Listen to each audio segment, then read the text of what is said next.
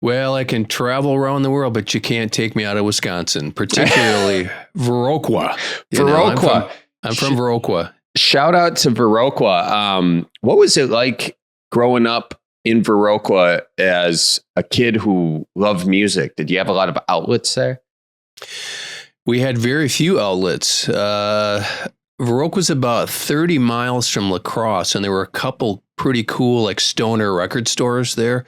So before I got my driver's license, I was always keen on my mom driving up there to do some special shopping of things you could get in La Crosse that you couldn't get in Viroqua. And she would always drop me at their record store, when I was like 12 or 13 or 14 years old. And so whatever money I had saved up, I'd buy an album or a single and stuff. And it was great. But there wasn't a lot to do, a lot of driving around in cars and gravel roads, drinking Bud Light or Miller Lite. Actually, did they even have Bud Light back then? Probably not. I don't know when the light beers came in, but you were drinking something. Yeah, I mean, that was just, it's totally illegal, but that's what we did back then. And then I started, because I was bored, I started playing in a band. And it was me and three of my classmates who were all like 15 or 16. And our lead guitarist was 27, Ben Severson. And we saw him riding around town in a van. He had a van. And one day I saw him on the street and he goes, "Hey man, I heard you play drums." And I said, "Yeah, my buddy plays bass. Another guy plays guitar." And we didn't have a singer. So we recruited this guy I knew named Bob Christensen. His nickname was Worm Man because he would eat things for 50 cents. Like, "I'll eat that worm for 50 cents. We'll go, "Okay." And give him 50 cents. And sure enough, he would eat it. He'd go, "I'll eat this glass light bulb for 75 cents. We go, "Okay, man, here's 75 cents. He was a big brawny guy with short hair. And he was our lead singer, Worm Man. And we were all like stoners with long hair. And then this big brawny wrestler dude jumping around in the front of the stage. It was kind of odd. The name of the band was Eclipse. Eclipse, yeah. What inspired it? Was it something he ate or? I think he was always just trying to hustle money because he would eat worms for 50 cents. And I guess because we knew he seemed sort of flamboyant. Yeah. I think that's why we said, "Hey man, you want to be the singer in our band?" And he said, "Sure." And so he was the singer. Wow. It's crazy how those early bands are formed. Your first band is formed. Yeah, and we thought we were the greatest thing in the world. I mean, we only wrote one original song. I can still sort of remember how it goes because it was like 2 chords basically. But we played all the songs that were on rock radio back in the day, like Black Sabbath and Deep Purple and stuff like that, and some Rolling Stones. I remember specifically we would play Smoke on the Water like 3 times a night. We'd play it in the first set, we'd play it in the second set, and then we'd end the show with it. So it was a crowd pleaser. Yeah, they were probably requesting it by the end. You guys, you really hit Smoke on the Water the second time around, but third time around, let's make it the encore. Yeah, the third time we'd played it too, there was an extended jam in the middle where the guitar player would play these crazy solos. He wasn't a very good guitar player, though. None of us were very good, So, but no one knew. Everybody lived in Viroqua. They didn't know if a rock band was good or not. Yeah. So you were getting the gigs. You were getting the gigs, paid gigs at what age?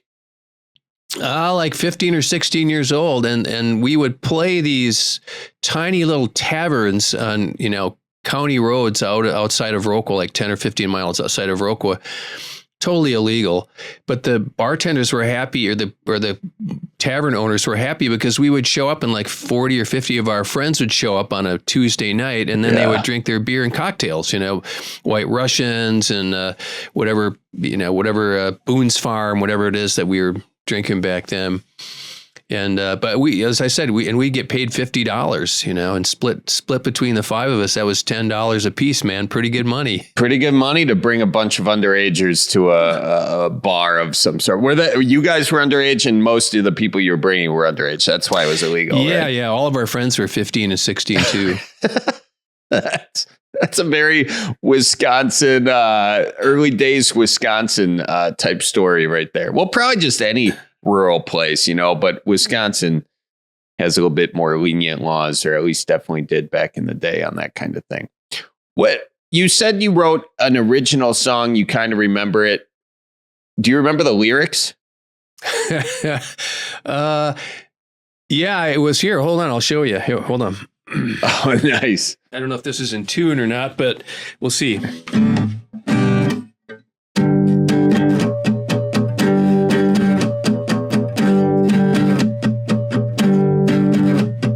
She turns me on in the morning, turns me on in the evening. She's all right, and I sure do dig her, sure do need her. Drum fill, splackin', splackin', splackin'. Ooh, ooh, ooh, ooh, you got it bad. Ooh, that's a song. And here's what the guitar solo was. The guitar player, like I said, couldn't believe play go.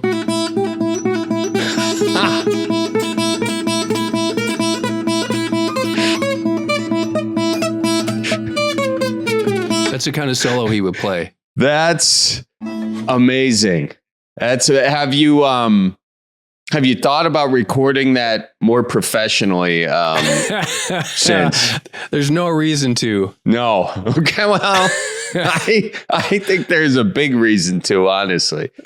Actually, Charlie, my friend Jeff Swigum had a 2-track tape recorder, and this is one of the reasons I got interested in recording. He let me borrow it, and we wanted to record a single when we were 16, and I called the La Crosse Tribune and the music critic Lindy Shannon and said, we'd like to record a 7-inch single. How do we do that? And he said, you can't do that.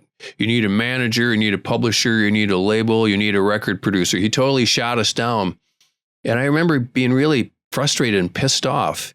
And so I was like, well, screw this. I'm going to do it myself. So I brought in my buddy's 2-track and started recording our rehearsals in the basement where we jammed. And I had some recordings of like really crude recordings. They were the first things that I would have engineered. And unfortunately, my dad threw them all out years ago. Like, he'd be digging around downstairs. What are these old tapes? And just throw them in the trash. That's a very Midwest dad thing to do. Yeah, as dads do. I'm cleaning out the garage or cleaning out the attic and chucked it all out. I'm sure they sounded absolutely horrible, but I would pay dearly to have them back now because I bet they would be hysterical sounding.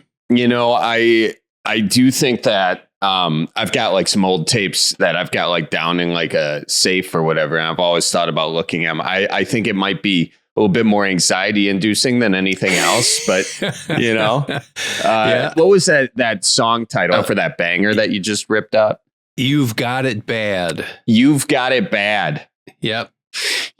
I wonder, what do you think about an album with like all the folks kind of your caliber, super successful, and it's just an album where you guys all sort of get together and record the first song you ever wrote, and you can't fix like the lyrics or the structure, but you just make it like you can't fix that solo, all the parts are kind of the same, but you just record it really good. How do you think that would do?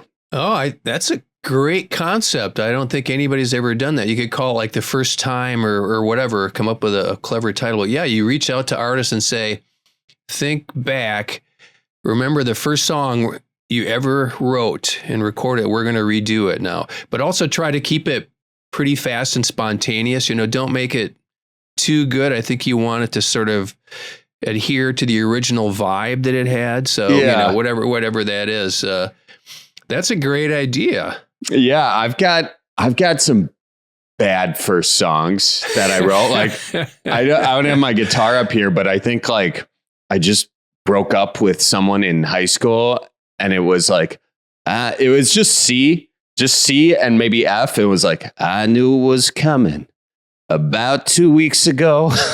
things started to change, and now I'm left alone. It's not your fault.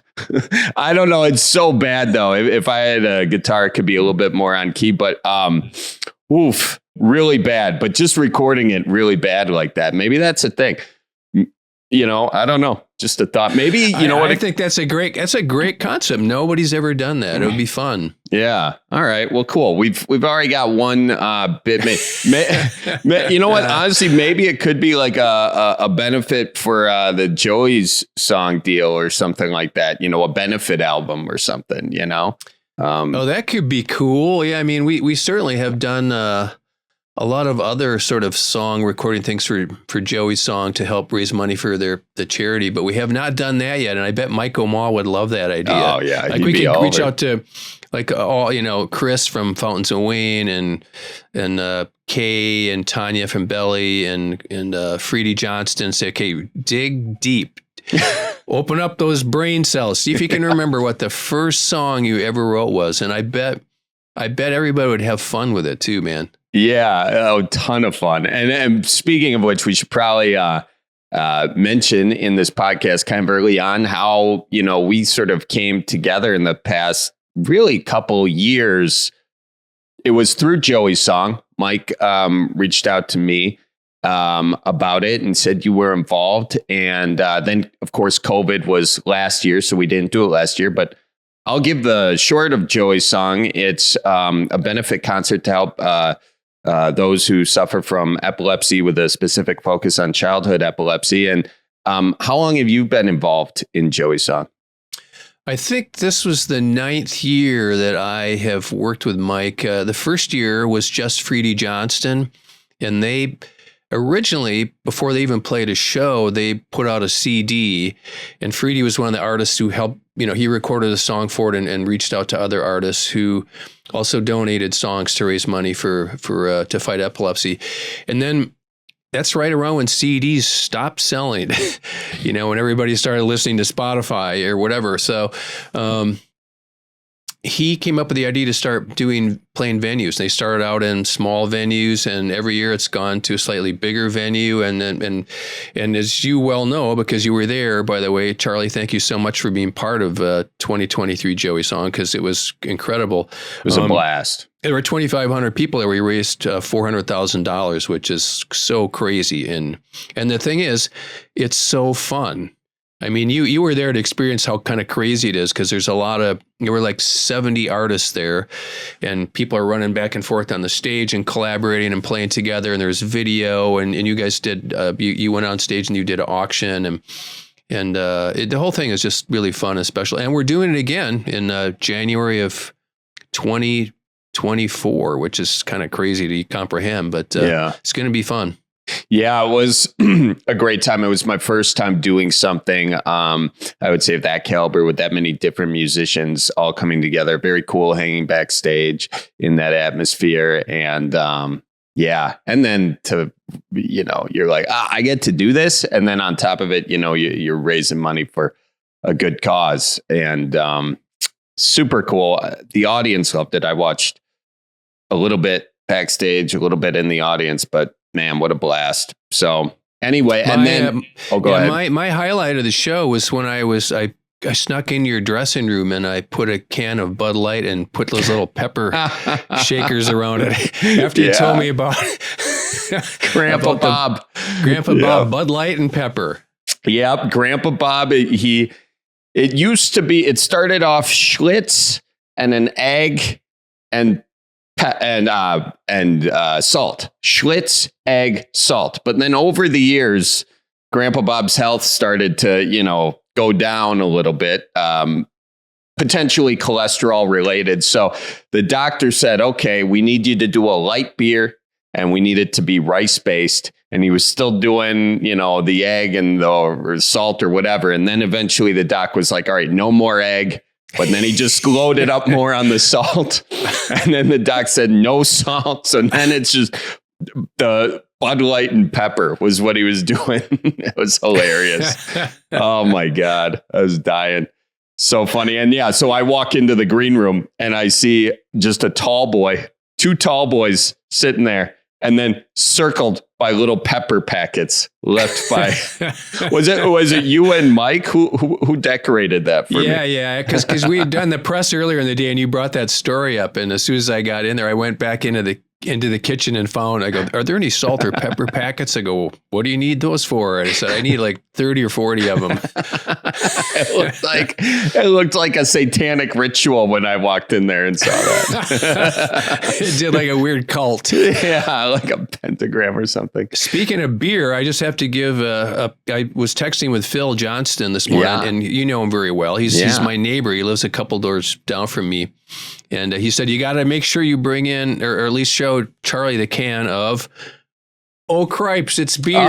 Yeah.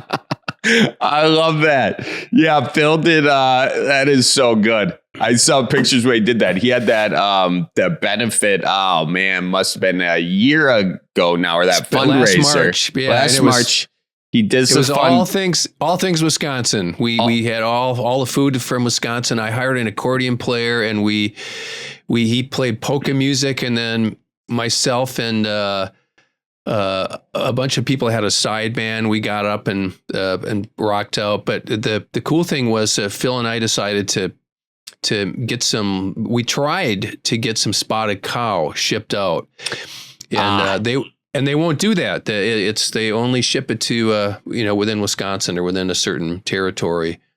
Yeah. So we made our own beer. Cripes, it's beer. I love that. Yeah, Phil is also the connection that we have, and he is guest number 1 of the Cripescast. Believe that or not. Yeah. I was actually sitting in his living room or his office or whatever, being like, should I call it the Keep Her Moving Podcast or the Cripescast? And he goes, you got to call it the Cripescast. So he didn't even hesitate, Right. So on. He's a funny dude. Yeah. Didn't you guys just meet randomly? Because he's from Neenah, the Neenah Menasha, one of the true Twin Cities. And I think he told me that because your kids were friends, right? Initially. Was that the story there? Well, they moved in 3 doors down, and it turns out that, Fia ended up going to their oldest child, their daughter, ended up going to the same school as Bo. But I mean, because they live right door, we just ran into him on the street and started talking, and very quickly found out that we're both from Wisconsin. So we immediately bonded on that.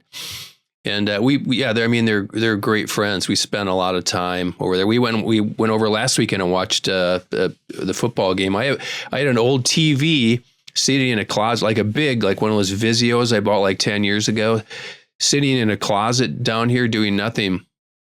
So Phil and I carried it over to his backyard for a Packer game earlier this year. And then so we started doing that every now and then when our schedules all work out. We just set it up on a card table, and he grills some brats, and they have a little fire pit. So if it gets cool at night, we can sit out and watch the game. So it's pretty fun. That's awesome. Yeah. What a way to, how dare a TV sit lonely in a basement when it could have the company of 2 great Packers fans and bratwursts, that's exactly. And I've already got a TV upstairs, and I've got one in my studio outside here, and laptops, and you can watch everything on laptops now. So I figured might as well chuck it over in their backyard and put it to good use. So we have been. I love that.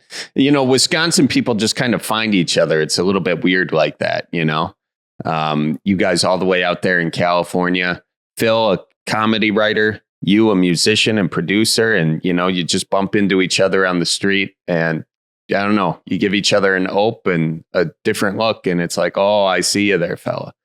Yeah, he almost tried to come to Joey's song this year, but he and Jill and their kids had just been in Wisconsin for Christmas and New Year's, and I think he's working on a new project, so he had to get back. But I think he's going to try and plan on coming next year.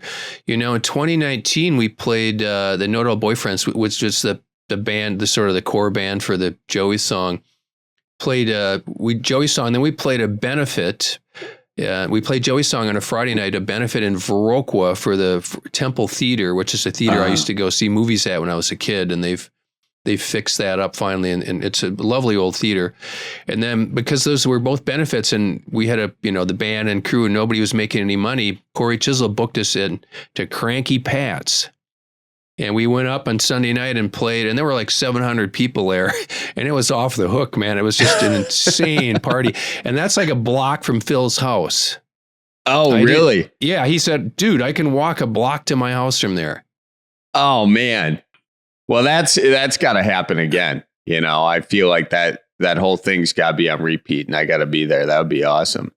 Yeah. Yeah. The Corey Chisel, who is from Appleton and does he's a fantastic singer, musician, and he started the Mile of Music, this whole summer music thing in Appleton that happens where it's like 3 or maybe 4 days. I can't remember, but I think most of the shows are free, and there are all these outdoor venues and little cafes. They kind of take over the whole downtown, and it's pretty cool. But Corey sort of started out playing at Cranky Pat's. That's where he sort of got a following years ago.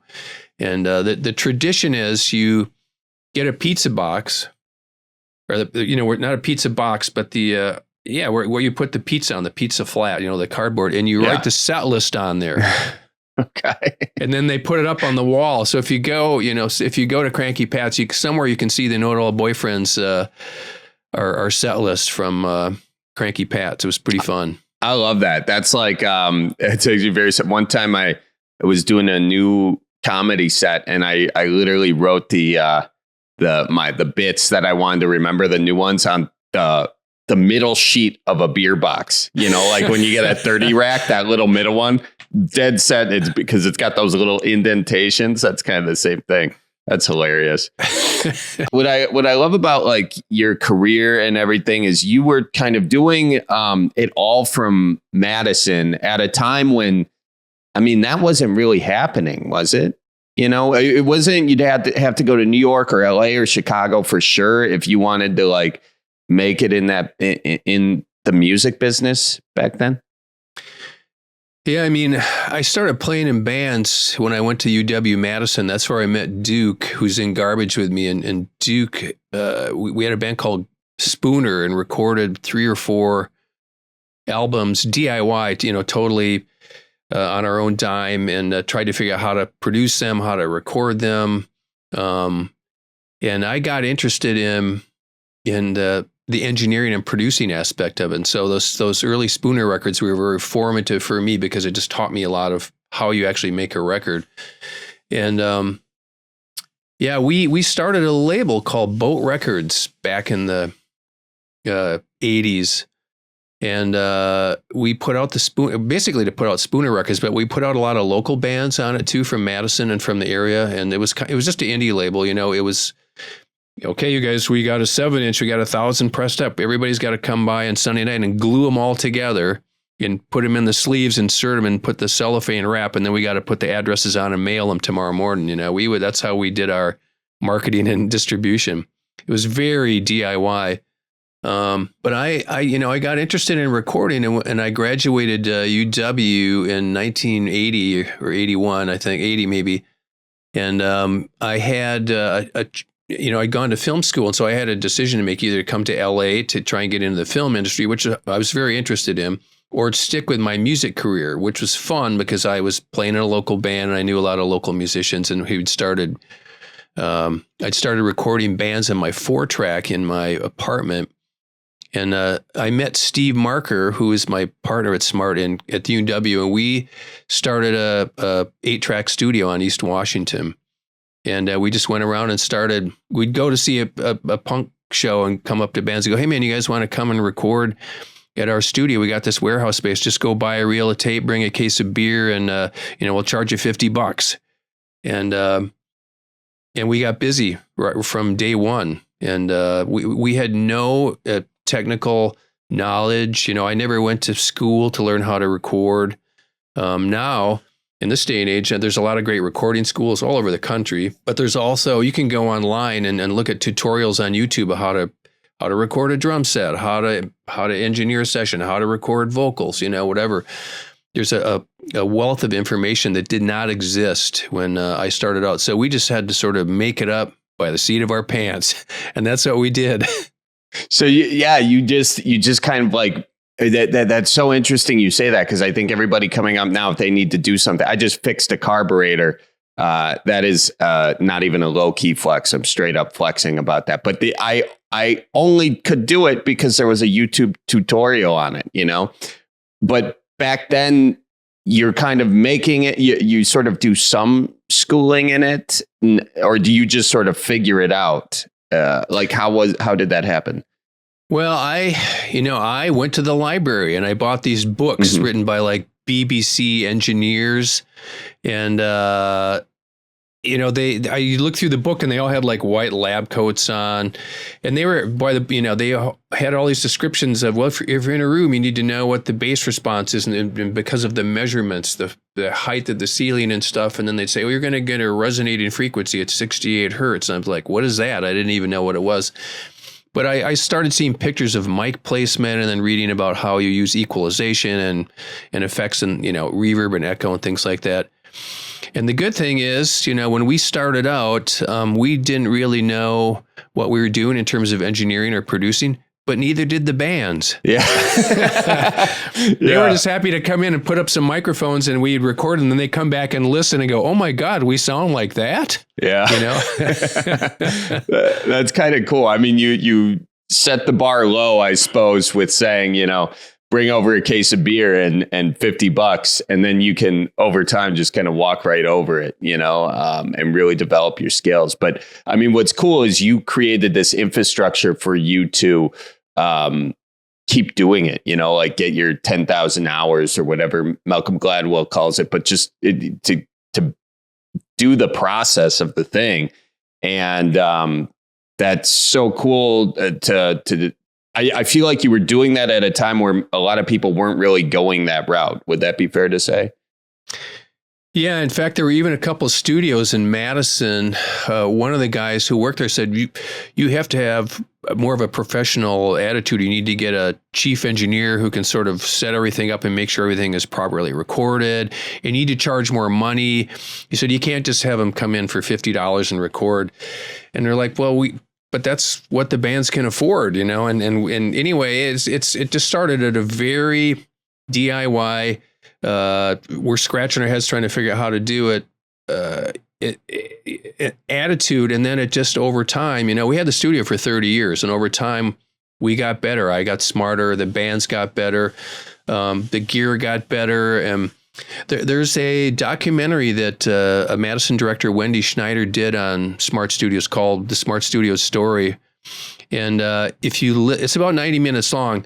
And if you listen to it over the arc of 90 minutes, the music is pretty gnarly and scrappy at the start. But over the 90 minutes, it gets bigger, fuller, the songwriting gets better, and it gets much more widescreen and just richer sounding. And that's the evolution of how we sort of developed as engineers and producers. And I didn't really notice that until we were done and had the first screening of the film.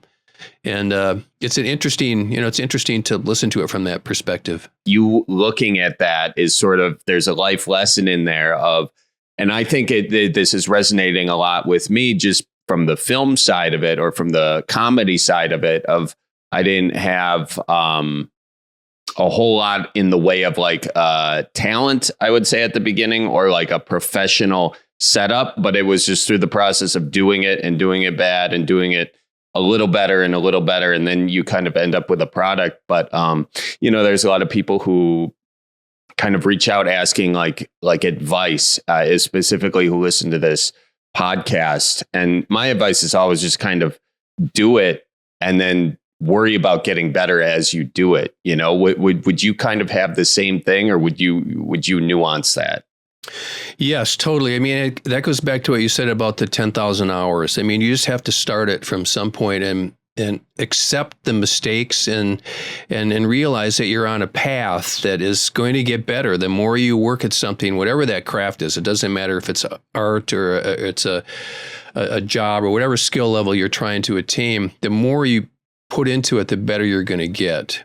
And especially in music, I always say it's good to make mistakes, because sometimes those mistakes can end up making a song great. There's something will happen in a session where somebody plays a wrong note or something happens, and that will sort of change your perspective of what's going on in the song. And you go, wow, do that every time when the chorus comes in, you know? I love those happy accidents. And they happen, you know, pretty much every day in the studio. At least something like that happens. And that's a good thing. I've heard you say that before. Is there an accident in any of the songs that you've done that like is the most memorable accident? Oh, well, a very obvious one is it Come As You Are, Nevermind, where Kurt comes in before the chorus, and I don't have a gun. It's because he had come in and I gave him a cue and the controlman went, no, it's coming in. But it was still like 4 bars too early. And then we just left it in. Oh, interesting. Wow. Isn't that, it's kind of like, it's almost like that scene in Almost Famous, you know, where they're like, what? Have you seen that movie? I love Almost Famous. Yeah. As does my daughter. We've seen it like a half dozen times. Yeah. Well, so it's like that scene when they're walking. He's like, you know, that whoop, you know, like that I forget what it is now. I haven't seen it in a minute, but he goes like that. Or that whoop or whatever. Yeah. That being the most iconic thing people remember is also a mistake. And same thing in with Kirk doing that. That's wild. And you find that happens in pretty much every session or every now and again, or. Yeah, something happens in every session. I mean, one of the reasons I still love to produce records and walk into the studio is because I usually have an idea what's going to happen, what we're going to try and attain that day, you know, what sort of process we're going through. But then it always changes. And by the end of the day, it always ends up being slightly different. And that's a good thing. Honestly, I think if it was exactly how I thought it was going to turn out, it would get boring, you know. So, and not knowing what that is what sort of keeps it exciting. And I think it's the same for all forms of art, you know, where you're creating something, you know, it's just you let that spontaneity or those accidents sort of sometimes dictate some excitement or bring in some excitement to whatever you're working on. And it can profoundly change a song too.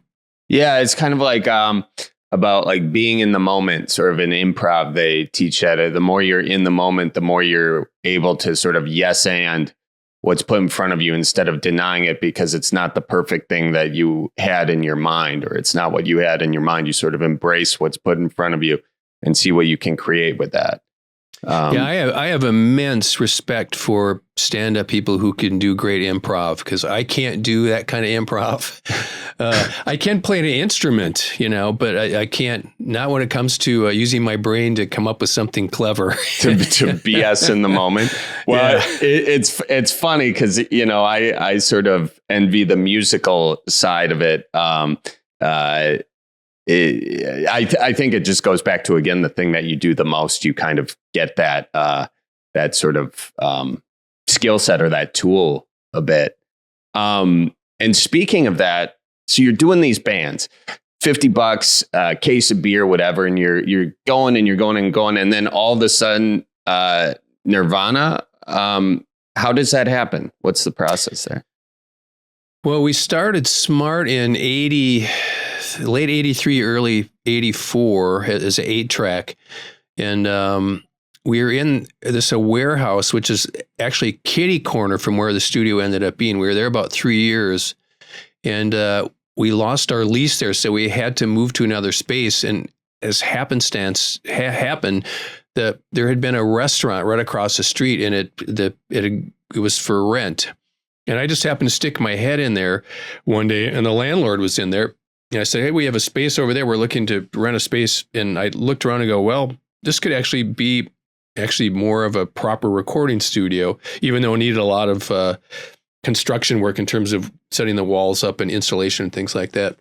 It was funny. We had to move out on December 31st, I think, like 1987. It was bitter cold. And I called, like we always did if we needed something done, we called a bunch of our musicians up, and we got those giant roller carts, and we literally tore everything out of the studio, like speakers, everything that we had. And it was a lot of gear, a lot of shit. And it took us probably about 50 runs, and it was across East Wash, 6 lanes of cars zooming back and forth. And it was like 10 below zero, and go, okay, coast is clear, push. And we just push it over. Don't worry about it. Just shove it inside the building, come back and get more. It was so lo-fi. I mean, there was no, it was hysterical. It was like a comedy skit or something. But anyway, we moved in there, and then, we bought a 16 track in 87 and started getting more better bands, and we got better. And it was in 1990 where I worked with the Smashing Pumpkins on Gish, or either 90 or 91. I worked with Smashing Pumpkins on Gish at Smart, and then about 6 months later I did Nevermind, and those 2 records just kind of took everything to another level. So I guess my question is, at that time, the Smashing Pumpkins and Nirvana, they obviously hadn't maybe popped to the way we think of them today, but how did they find you? Did they hear something you had produced? Did they meet you at a show? How did that work out? Well, both Billy Corgan and Kurt Cobain wanted to come to Smart because they heard a record I did by a band called Killdozer, and the record was called 12 Point Buck. And anybody who knows that record, it sounds god-awful terrible. It's like a band lumbering and falling down a stairs in slow motion, just... They had a really unique sound, and Mike Gerald wrote these really funny lyrics and had a really low, super gravelly voice, kind of dirgy. When we made 12 Point Buck, the band, it was, I think, the 4th record I'd done with them. And they were like, which we don't really know what to do. We've got a bunch of riffs and things. I said, well, come on in the studio. I'm just going to edit them together. So they would play a couple of riffs, and back then there was no digital editing like there is now. Yeah. So I would get my razor blade out and just cut the tape together. And they would play for like a minute, one riff, and then I just hard cut to another riff. And sometimes it was not the same key or even the same tempo. There were all these what I call blunt cuts going on, but it made the songs really interesting and just pop out. And we drew up a list of things we wanted to put on there, like, because Mike kept saying, I guess this is our White Album, huh?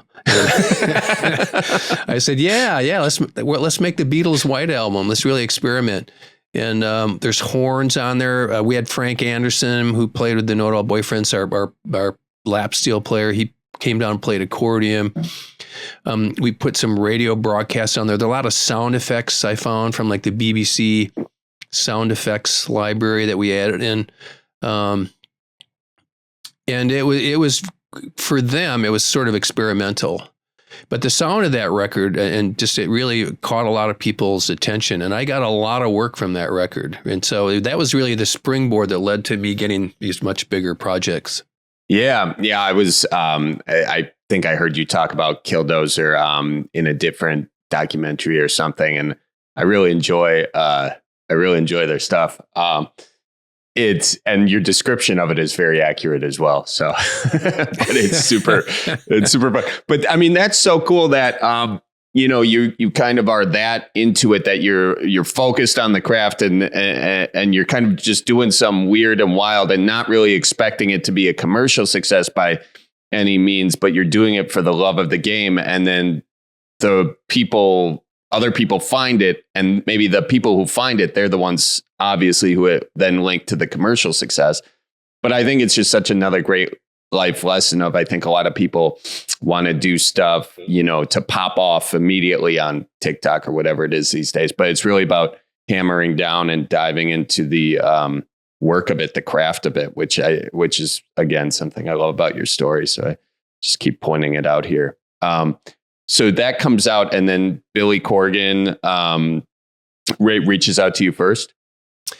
Yeah, I did a 7-inch sub pop with them with what were the 2 songs? La Dolly Vita and Tristessa, which was Sub Pop had this. Sub Pop was like the coolest label at that time because they had just really awesome indie bands, like a band called Mudhoney. That's one of the reasons I think Nirvana wanted to sign. Nirvana was in Sub Pop at the time. We did a 7-inch single, and they showed up on like a Saturday at Smart, knocked on the door. We recorded on Saturday and Sunday and then mixed it. It was done. And I just thought, they look cool as hell. I mean, they just, how they looked, they were kind of exotic looking. And they came in and started, once we set up, they started playing, and they were just so powerful. They had these great dynamics. Billy is extremely talented as a guitar player and a writer, and had a real powerful vision.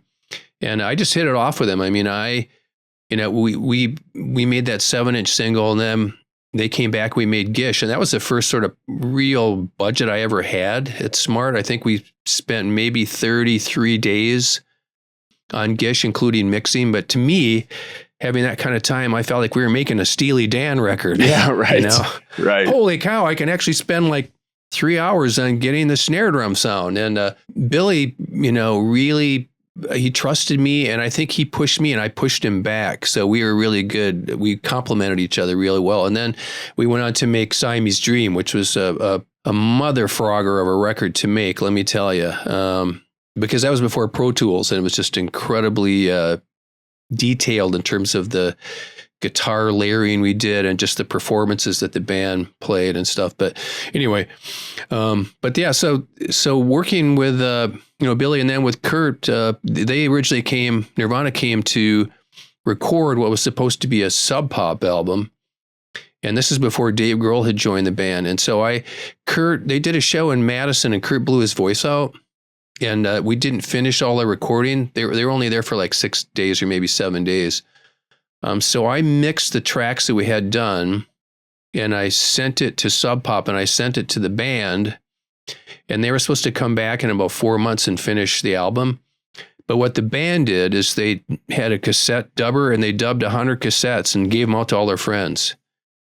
So they basically bootlegged themselves. And what? Sub Pop was mighty pissed off about that at the time, because all of a sudden here's this new record that's not even finished, and everybody's making copies and giving it out to friends. Right. And right. Suddenly there's hundreds and hundreds of cassettes floating around with the Smart Sessions that we called them at the time. But anyway, Geffen Records got a hold of that and ended up signing the band, and then Dave Grohl joined them on drums. And so like a year later, we went in and recorded Nevermind. And where did you record that all in? Which studio?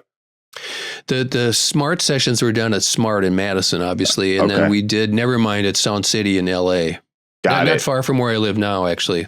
And did you have a preference in where you recorded them? I would assume you like your home recording better, but was there like better gear out there? Like, was that your first major recording, not doing it at Smart Studios?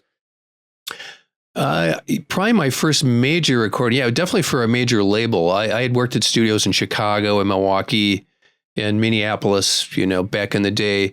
And I liked working at my studio just because I knew how everything worked really well. I was really fast there. When you have the kind of gear you're used to, you just, I can use this and it's going to do this, and I can get a sound in like 10 seconds. When you go into a new studio, sometimes there's a more of a learning curve initially. But we chose Sound City because it had a vintage Neve console. And Neve consoles, if you know anything about them, are just these great British consoles that are just really amazing sounding. And this particular one had been customized, so it's probably the best vintage Neve I'd ever heard or have ever worked on. And it had a really good live room, and it was also really cheap because the studio had kind of fallen on hard times. So we got it like half price, whatever the going rate was, 5 years earlier. So the record, the budget was very low on the album.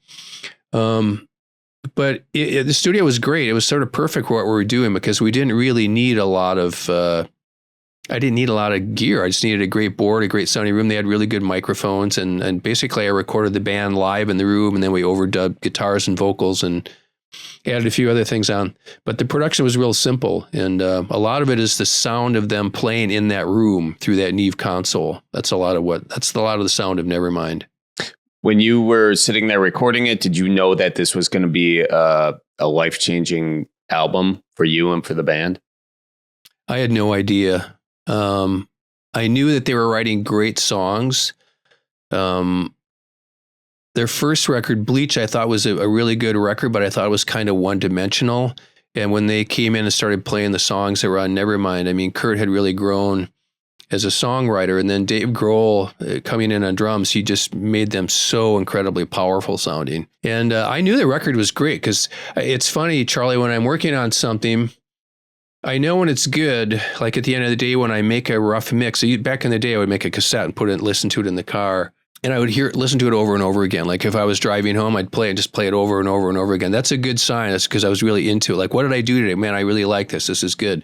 And I was doing that every day with Nirvana, putting it in the car and driving back to the hotel I was staying. And then same in the morning, I'd listen to it, go, wow, man, this sounds good. And then people coming by the studio, like the label or some of their friends. I had a couple friends who were working at a studio down the hall from us who came in, and I played them some rough mixes one night, and they were like, oh my God, do you realize what you've done here? I go, no, what? I thought I did something wrong. I go, this is going to blow people's minds. I'm like, well, cool. I hope it does. But at the end of the day, you still have no idea it's going to kind of do what it did. I thought, oh, wow, maybe this can be as big as a Pixies record or something. That's kind of what I thought. Yeah. Wow. So I totally know what you mean. I think when I do like a video that I like, I'll watch it, several times after it's done or whatever, even after going through and editing it, or a song as well, which doesn't happen often because I'm not, as I demonstrated earlier in the podcast, is great at music. But it's funny how that clicks into your brain a little bit. Like when you do it so much that you find one that you want to watch over and over or listen to over and over. That's really cool.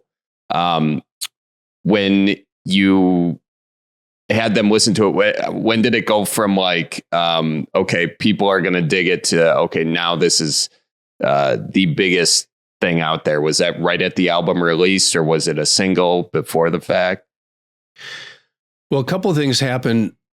I went back on the 4th of July, right after we mixed the record and had it mastered. And we had Duke and I were living on Lake Monona in Madison. We'd been living in this 2-story like apartment. I lived upstairs. He lived downstairs.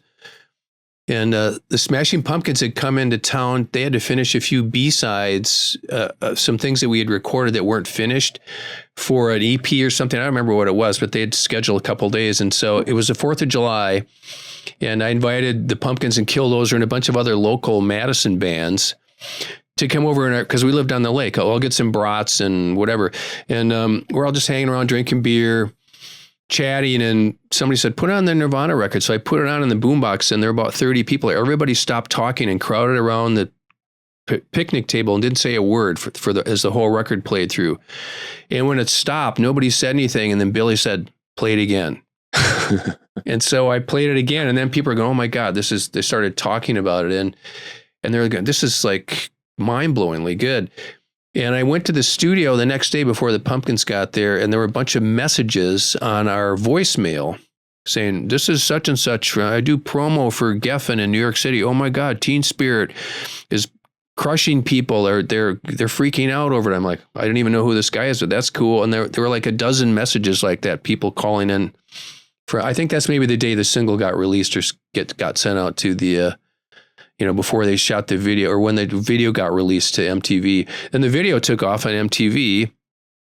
And I think that's really what helped the record explode, because there weren't really that many alternative bands getting played on MTV at the time. And then they started playing Teen Spirit like 30 times a day. Like it was on every hour, you would just see the video on. And that was worldwide. So that just kicked it into overdrive. I love that, Smells Like Teen Spirit and Nevermind is sort of one of the biggest, albums of all time. And before it's even out, you're playing it on a boombox on Lake Mendota or Monona? Monona. On Lake Monona, in Madison, Wisconsin's capital. And just everyone's sitting around the boombox. And it's a brat dropper, it's like, I mean, that's so cool to know that something so iconic is, sort of nestled right there in Madison. It's super, super cool for me being such a Wisconsin fella. And that's got to make you feel pretty good to know that you created such amazing music and, had it rooted in not too far from where you grew up. Yeah, and you touched on this earlier in the podcast. I decided to stay in Madison after I had all that success because I just really liked being there. I liked having a studio. I liked sort of the core people who I knew in Madison. I knew a lot of musicians by that point, and it had a really healthy community, very supportive of each other. I also, as I'd been in New York and LA and other studios, I sort of liked being in Madison because we were sort of left to our own devices with bands. It was a little hard for management and labels to get there quickly. It was usually 2 flights. You had to fly to Chicago or Minneapolis and either drive or get another short flight to Madison. So we were like 8 hours away from trouble, from management or from labels checking up on us. And that was good because I think sometimes when you're not that influenced so much by the East or West Coast, you feel a bit more free to sort of try things, And I really feel that the Midwest music scene at the time was very eclectic too. There were bands like Die Kreutzen in Milwaukee who were sort of like heavy metal, but psychedelic and screamo and prog rock. They were sort of like a precursor to Jane's Addiction almost. But they weren't in LA. They were in Milwaukee. And I just found the music scene really healthy there because, like I said, it was eclectic. There were all sorts of styles of music, and nobody really felt like they were chasing some sort of particular scene because, that was the hip thing to do, And I feel like sometimes in New York and LA, because of the press, you start, maybe some musicians start to look over their shoulder, look around and go, oh, maybe I should be doing this because this is successful. So I liked being in Madison. We kind of felt like we were left to our own devices. Yeah. I know exactly what you mean. Where something is like, this is the hot thing, or this is what's today. It would be like, this is what's trending on TikTok. This is what's getting views. Do something like that, and you're looking at it and you're like, I don't really want to do that. Like, do I really have to do that? And is it the same actually, you know what? I heard you say after the Nirvana success, I heard you, I forget who you told, but you had a bunch of people wanting to make their bands like Nirvana, So I guess it was the same then as well. Yeah. All of the labels chase success. It's always been that way. You look at every sort of cycle of popular music that's happened. When something happens, they all rush out to sign the next artist that can sort of imitate what brought that success. It was sort of ridiculous though, because I just kept getting calls like every day. Hey, I want to send you this artist I represent. You want to listen to him. We want you to make him sound like Nirvana. And I'd be okay. And they were like a folk artist or a blues artist or a heavy metal band. And I said no to 99% of all the projects that were pitched to me around that time. I just and I had offers to move, like to, they were going to buy me a house. Managers were going to bring me out to LA or New York and give me a place to live and set me up in a studio, and I'd be only working on the top tier projects and stuff. And I just said no to that and just sort of stayed in Madison and kept picking and choosing the acts that I wanted to work with. Yeah. And then you're like the hottest producer probably in the country at that point. And, but at some point you decide you're going to do your own band. What was sort of involved in that thought process? Well, long story short, I started doing remixes in the early 90s for like Depeche Mode and U2 and House of Pain and Beck and Alanis Morissette and Nine Inch Nails. I never really did club mixes. When I got offered to do a remix, they would send me a copy, like a 24-track tape, usually a safety copy, so it wasn't the actual master. And I would listen to it and I would keep the vocal tracks and erase everything else and then write all new music and sometimes change the key and the pitch. And I'd edit it around and give it a complete different like verse chorus structure. Not always, but I got very experimental. And part of that for me was because I developed a fascination with samplers. I really got into Public Enemy's records, how those sounded, and like how they sound crazy inside in the studio. What are those guys doing? And found out that they just were using samplers, and incredibly creative. And Steve and I bought a Kai S1000 sampler for all you techie nerds out there, and a Kurzweil K2500. So we had 2 samplers, and so when we did a remix, we would record guitars and drums and things, but we'd make loops inside the sample, and then we print them to tape. So basically, you would mix a song by muting channels, turning things on, turning them off around the vocal for the original performance, and we had a lot of success with that, and that was where the idea came from, to start a band sort of using that approach. And I had, I'd been in a band, Spooner, with Duke, and Steve had been in one of our techie guys, and then he started Smart Studios with me. So it was fun. The 3 of us, we're best mates. We're still in Garbage together. So we've been making music for 30 years together.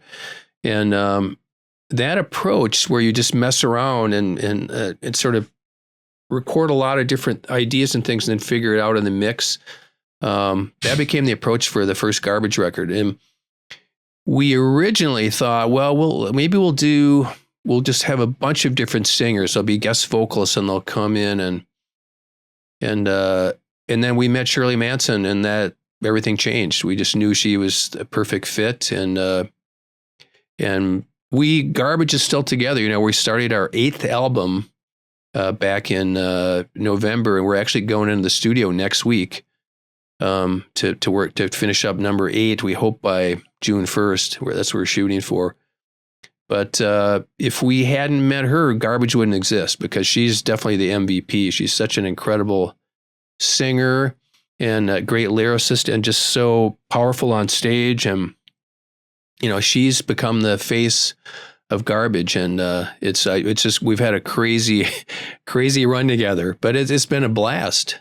Yeah. And you've kind of had the opportunity to, you're a small business owner, you're a creative producer, you're one of the biggest producers in the industry, and then you go and now you're a rock star all of a sudden too. But you did that kind of at a different age than most rock stars do it, and in a different way. What do you think you have maybe learned from that process musically, or life-wise, being a rock star at a different age than when most people would do it? How do you think that changed your music and your attitude toward touring and being on the road and everything? Well, this goes also, I think, to being from Wisconsin, that sort of pragmatic, stoic nature that came from my family and is inherent in a lot of my friends in Wisconsin. You don't let that go to your head. You just sort of, we had the success, but it could all go away next week, so yeah. We better hunker down here and make sure we make a good second album. I think if I'd had that kind of success in my early 20s, it probably would have gone to my head. But I was by the time Nirvana happened, I was 36 or 37, and Garbage didn't happen until I was 40, so it just gives you a perspective, and you realize that happened because of a lot of hard work. And if you want to sort of maintain that, I think you have to sort of stick with that work ethic. You can't just expect that it's going to just be success is going to be delivered to you on a golden plate. You have to keep putting the work in. Mm-hmm. And honestly, everybody in Garbage is that way, but also the work is fun, so I like going in the studio. I like writing songs. I like producing and recording. My bandmate, I love my bandmates, and I love a lot of the bands I've worked with. It's, even though I put in crazy hours, I can't complain because it's so much fun. Yeah, it's like that one proverb. I forget where I saw it, but the trick is looking at the wise man or whatever it is. You don't know whether they're working or they're playing is the gist of it. And sounds like what you're saying there. Yeah. And I mean, it's just, I can see when you're working how much fun you're having. And it's like, we're very lucky because we're getting to be creative. And it's like, I still, some days I'm in the studio and go, holy cow, I can't believe I'm getting away with this. This is my job. I'm in here and I'm going to record an orchestra this afternoon or whatever. It's the coolest thing. Yeah, it really is. And we've seen music change so much over the course of your career where, rock and roll has changed and what's popular has changed. And it used to be the album was what everybody wanted. And then it was the single. And now it's kind of gone from the single to what is the hook that goes on TikTok and everybody repeats. We've seen this transition with music. How do you think it's going, and where do you think it's going from here? Well, I don't like the trend that you just described, but it is true. And about 5 years ago, our manager in Garbage pointed out there's a bunch of radio stations now that take singles and edit them down from a 3.5 minute song to like a minute 30 or a minute 45. Basically, hook, chorus, maybe verse, chorus, and then get out of the song and get on to the next song. And artists don't care really, or at least maybe artists care possibly, but the management labels don't. They just want to get their tracks played. And the reason for that is the world that we live in, that we're all wired now into this digital age where everything is fast and immediate. And everyone has such short attention spans. I shouldn't say everyone. There are a lot of people who still like to put on side A and a piece of vinyl and listen to it all the way through. I do, because I find the experience sort of calming. But the new generation of kids, they just want sound bites. They want to hear the song, boom, go on to the next song, go on to the next song. I think there's some stats on Spotify that 80% of songs played on there never get played all the way through. They just get played, you get the verse and chorus or however long you want to listen. As soon as you've had enough, then you move on to the next song. I can't remember exactly, but I know that, like I said, a lot of people are just playing, getting what they want, and then moving quickly on to the next thing. And there's not much we can do about it because, like I said, we're all wired into the digital age, where you can get everything instantaneously. And I have a 16-year-old daughter, and a lot of times my wife and I are like, we just want to take your iPhone and lock it up for a night, and take your laptop and lock it up, and let's play cards. And she'll roll her eyes at us and go, I go, hey, let's play euchre. It's pretty fun. Does she know euchre?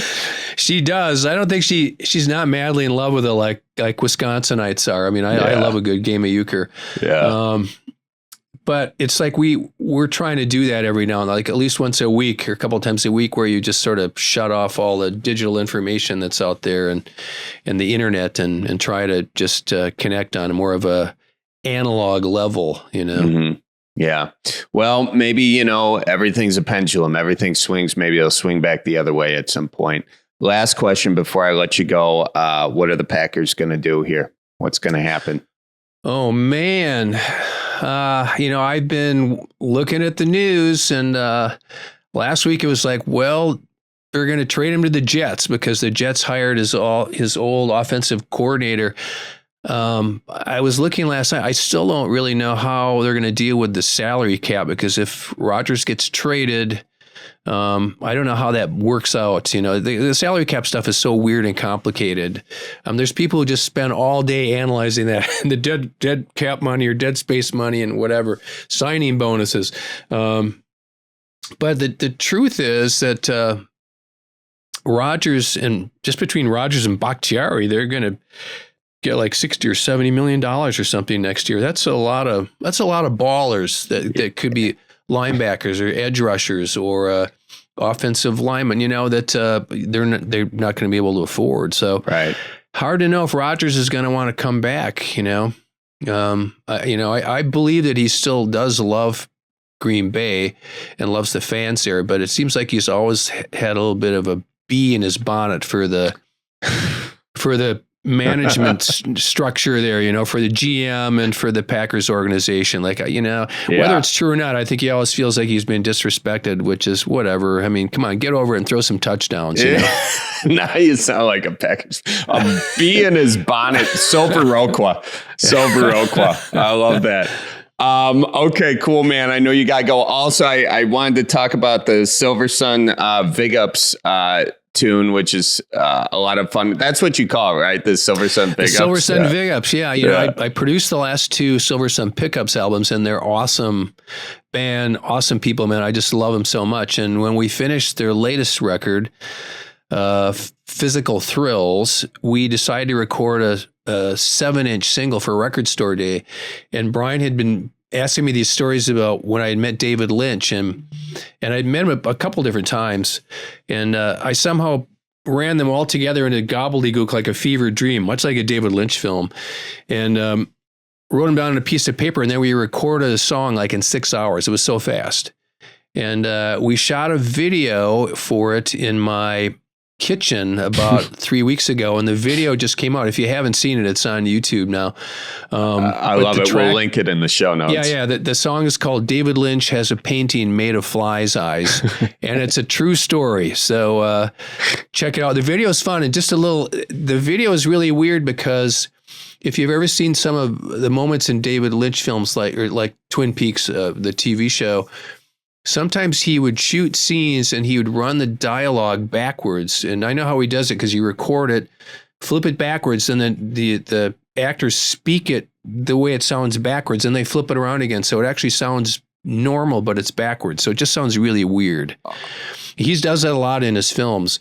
And so we shot the whole video backwards. So are you kidding me?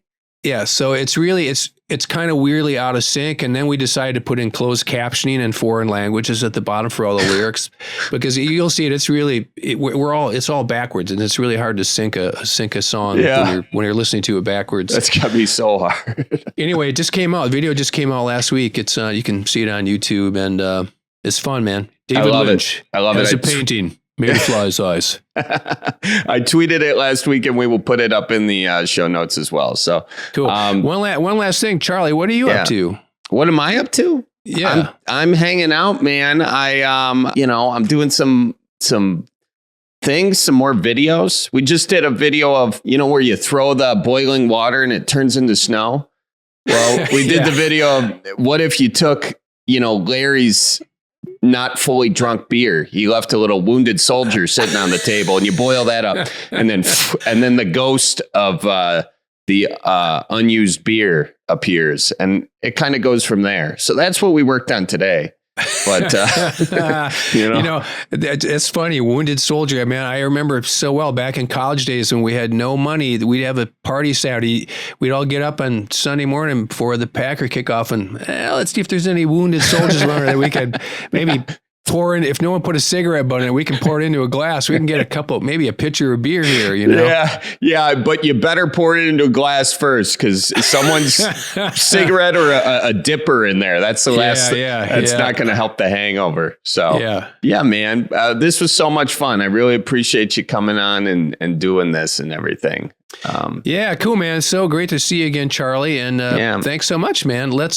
I'll let you know next time I'm coming back to the Midwest. Please do, and I'll let you know when I'm in LA next. We'll grab ourselves a beer and talk more Packers. How's that sound? Right on. Perfect. All right. Take care, man. I appreciate you. Okay. Adios. See ya.